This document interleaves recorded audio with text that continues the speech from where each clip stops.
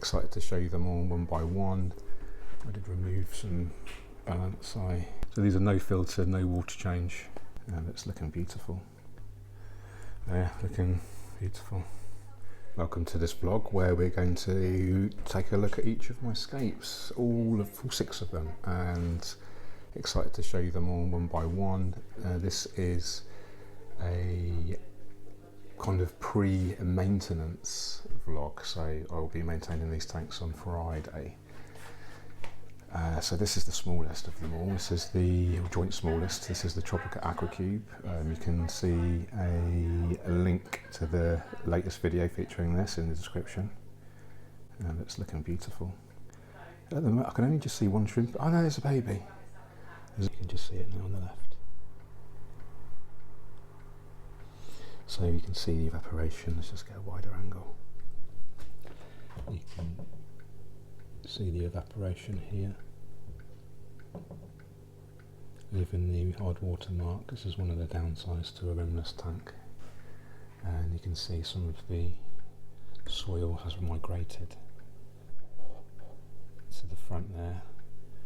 So next time I maintain it, I'll probably remove that and add maybe a fresh layer of the La Plata sand, or maybe switch up and go Colorado. I'm a massive fan of Colorado sand, so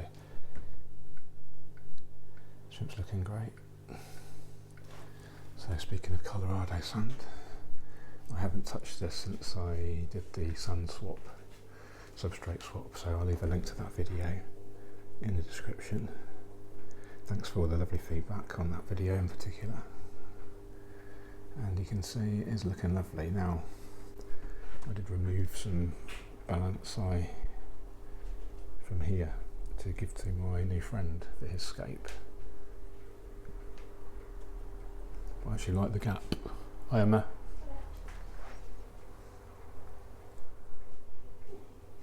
I actually really like the gap, so I'm going to keep it like that. And this is the Iwagumi Scaper line 60. It needs a really strong trim,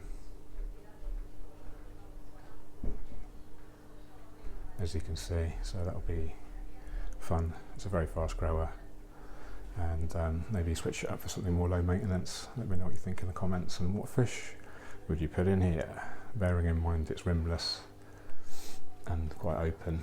I don't really want to give any undue stress to the fish. There's Betty.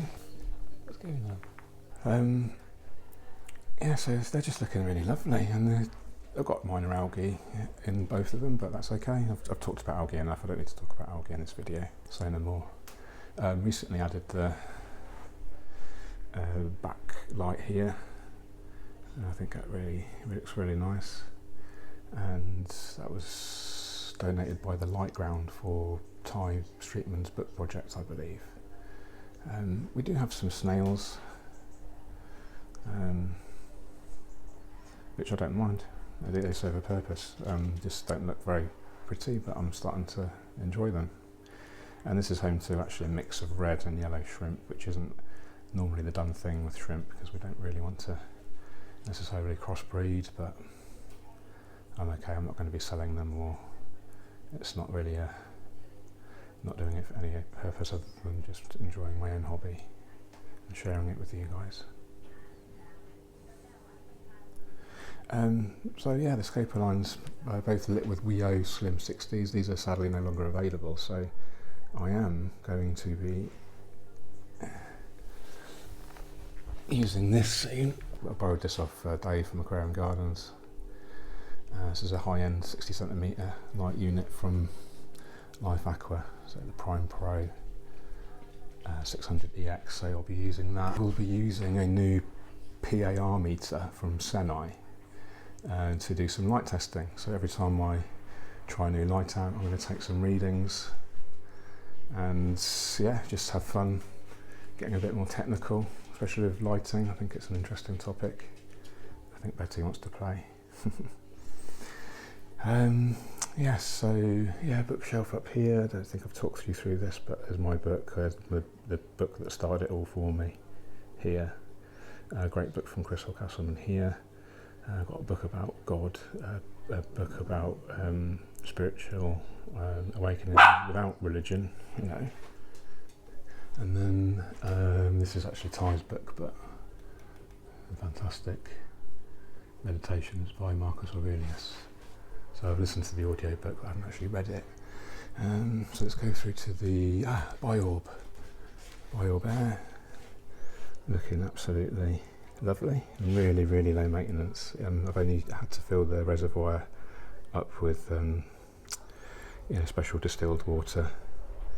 I've only had to fill it up once in about 2 months. So it's obviously an arid kind of desert scene. I'm actually thinking of putting sand in between the plants to give it more of an effect, and a tool, a cactus to replace the dragonstone maybe. Let me know what you think in the comments. This is looking a little bit cloudy, but that's okay. Hasn't had a water change since the last video. Again, the link to this is in the description. There's absolutely hundreds of shrimp in here, loads and loads of babies. If I can just leave that still enough, you can probably see some in a minute. Loads of snails, that's okay.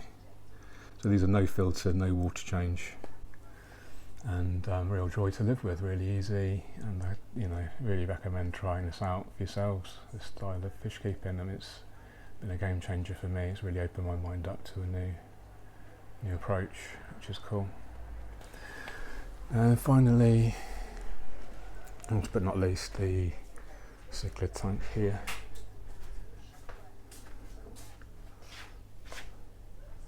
This needs water change soon because the nitrates will be really high. They're very messy fish.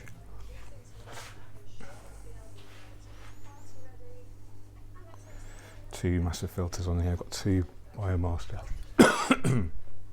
850s. And it's absolutely crammed in here because it's a room divider. There's no storage for. There's another kind of thing on the other side, and I have to cram all the equipment in here. So there's two Biomaster 850s, and then inline CO2 just at a low rate, a pressurised CO2 inline, just sort of probably less than 1 bubble a second, on 24/7, just to give it like a nice background level of CO2 to encourage the anubias growth. There, looking beautiful. Really, really lovely. Occasionally you'll get an anubias kind of float away, so you just reattach it. Here's a good example here actually. We'll feed them actually.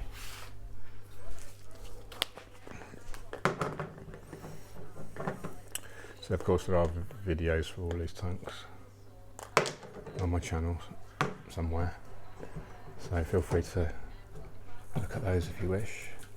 And if you have enjoyed this video, please hit the like. I really appreciate it, and it really just helped to promote aquascaping, which is my favourite thing in the world, really, apart from my family, of course. And I think every home could benefit from a beautiful aquascape, even if it's something like that over there, or something a bit more relatively expensive here, but yeah, something for everyone. This is my desk, by the way. Very minimal. I like to work uncluttered if I can. A coffee in the morning, and then I have 2 green teas later in the day usually. That's my caffeinated drinks for the day, but try not to drink any caffeine after 1 PM. Thanks for watching, everyone. Really appreciate it. I hope you're well and staying peaceful. Take care. Cheerio.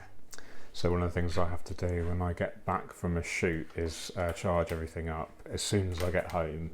Otherwise I forget, and then I get to do it and it's not charged. So it's just a habit I've established. As soon as I finish the job, even if they're not fully charged, charge them up. So camera batteries and microphone batteries. This is my special coffee. It has so much stuff in it. I have freshly ground beans, and these are really cool. These are from Wonky. You can get Wonky veg in supermarkets. It's cheaper because it doesn't pass. It's not aesthetically thingy. So I've got a similar sort of concept with coffee beans, and they're really nice. So I get a kilo of beans sent to me every month. That's how much coffee I drink, pretty much, or sometimes guests as well. But no one else in the house drinks coffee, so it's quite a lot of coffee, isn't it? I think it's an ADHD thing. Okay, this is my special mug, given to me by my lovely daughter. So yeah, in my coffee I have MCT oil, grass-fed butter,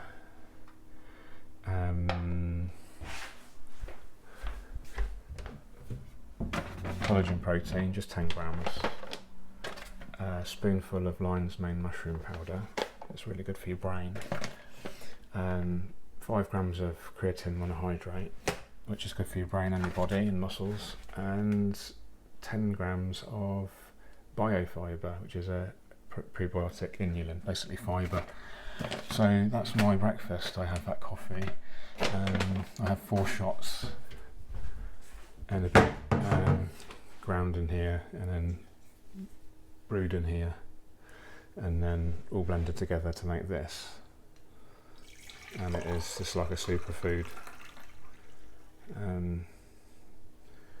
And yeah, lots of good caffeine, lots of polyphenols from the coffee, the good fats from the MCT C8 oil and the butter, the good protein from the collagen protein, good nutrients from the creatine, and yeah.